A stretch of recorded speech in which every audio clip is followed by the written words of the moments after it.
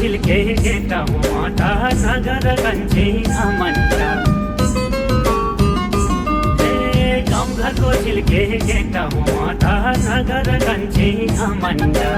जस्तै हुँदै आए नि कन्छे पाउँदैनौ दिनसम्म भण्ड